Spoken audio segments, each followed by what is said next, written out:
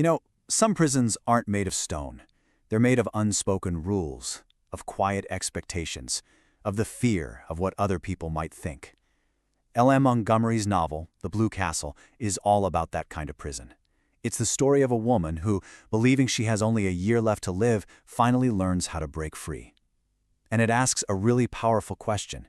What would you do if you just stopped being afraid? The answer, as we're about to see, reveals that true freedom isn't about how much time you have, but about how truly you decide to live it.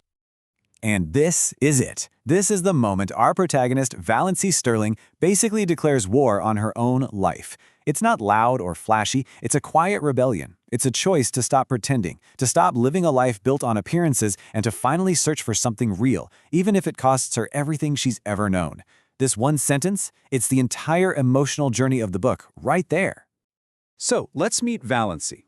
When the story begins, she's about to turn 29, and her world is suffocatingly small. It's a prison, but not one with actual bars.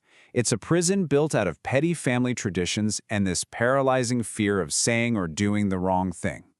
This isn't just a backdrop for the story, it's the novel's first big idea, the invisible cage of social expectation. Her life is run by this set of absolutely rigid and frankly meaningless rules enforced by her family, the Sterling clan. I mean, just look at them. These aren't just little household quirks. They are the very architecture of her oppression. Her life is just this series of obligations without any real joy. Conformity is everything, and the ghost of a single lost teaspoon can literally haunt family gatherings for years. And in this tiny, rigid system, where does Valancy fit in? Well, she doesn't. At 29 and unmarried, she's basically seen as a failure, a social leftover. Her own family treats her not with love, but with this awful mixture of pity and condescension. She's practically invisible, a quiet fixture in a house where her own thoughts and desires have been completely erased. And then, the story's first huge turning point arrives. It's not some big dramatic event. It comes in the quiet terror of a secret. Valancy's been having this pain in her heart, so she secretly goes to see a doctor. The diagnosis doesn't come in his office, though. It arrives in a letter she has to hide from her mother, and a letter that is about to change absolutely everything. The letter is blunt. Dr. Trent tells her she has a fatal heart condition. She has at most 1 year left to live. Just 1 year. It's a death sentence. But here's the thing. For a woman who has never truly lived, it becomes something else entirely. It becomes a key. And right here, we get to the book's central paradox. The moment she's confronted with the ultimate, inescapable fear, death, all of those smaller, social fears, they just evaporate. I mean, what does it matter what your aunt thinks when you only have months to live? Who cares about a lost teaspoon when your time is running out? The fear of death doesn't paralyze her. It does the exact opposite. It sets her free. So what happens when you're no longer afraid? Well, this newfound fearlessness sparks a quiet rebellion that very quickly turns into a full-blown revolution. She doesn't just start bending the rules of her prison, she starts to systematically dismantle it, piece by piece, in a series of escalating acts of just being, well, herself. Her escape happens in stages, and each one is more radical than the last. First, she finally speaks her mind at a family dinner, calmly taking apart all their hypocrisies. Then, she physically leaves home to care for a dying young woman the whole town has shunned. And then, in her most defiant move, she proposes marriage to Barney Snaith, a mysterious guy everyone whispers is a criminal, all because she just wants a companion for her final months. This simple message she leaves, this is her final farewell to her old world. It's so quiet, so direct, so absolute. There's no drama, no big speech. It's just the calm statement of a woman who has finally claimed ownership of her own life. She is never, ever going back.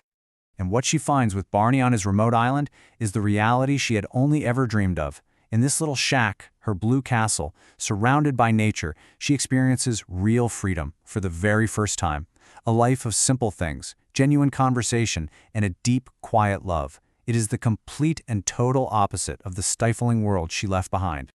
But of course, the story's not over. Just as Valancy settles into this newfound happiness, nearly a year after her diagnosis, the story delivers this brilliant, devastating twist. The very foundation of her new life is about to be tested in the most profound way you can imagine.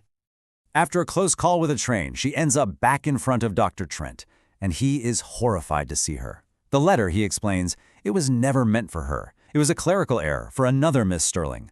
Valancy is and always has been perfectly healthy. So, think about that. This revelation creates a massive crisis. Was her courage even real, or was it just a temporary side effect of a mistake? If her entire freedom was built on a lie, does that make the freedom itself a lie? She's not dying anymore, and with the fear of death gone, all of her old fears come flooding right back in. Her first instinct is driven by that old, familiar fear of what other people think. She convinces herself that Barney only married her out of pity for a dying woman, and so, without a word, she retreats. She abandons her blue castle and goes right back to the very prison she escaped from because she is convinced it's the only right thing to do. But that's not where her story ends, of course. Valancy is about to learn that her sickness was never really about her health, and her escape was never really about her diagnosis. This final act is where she discovers the true nature of freedom and of love. Barney finds her. And then comes the second, even bigger twist. He's not some poor outcast. He's Bernard Redfern, a millionaire heir. And even more than that, he's John Foster, the famous nature writer whose books were Valancy's only escape in her old life. Turns out he was also hiding, escaping from the exact same kind of suffocating world. And this gets to the real heart of it. He confesses he didn't marry her out of pity. He fell deeply in love with the real Valancy, the fearless, funny, honest woman who had the courage to just be herself and build a new life. He didn't fall in love with the woman who was dying. He fell in love with the woman who is finally truly living. And this all leads us to the book's most powerful idea, what you could call the Blue Castle mindset. It's this realization that true freedom isn't something that happens to you. It's not an external condition. It's an internal state, a fortress of your own truth that you have to choose to build and then defend, whether you have 1 year left to live or 50. In the end, Valancy learns that her real sickness was never in her heart. It was the fear that had kept her from living all along. The diagnosis didn't give her freedom. It just gave her the permission she felt she needed to finally take it for herself. And that's the book's enduring lesson, a simple, powerful truth. The real prison isn't a short life, but a long one spent being afraid of things that never really mattered in the first place.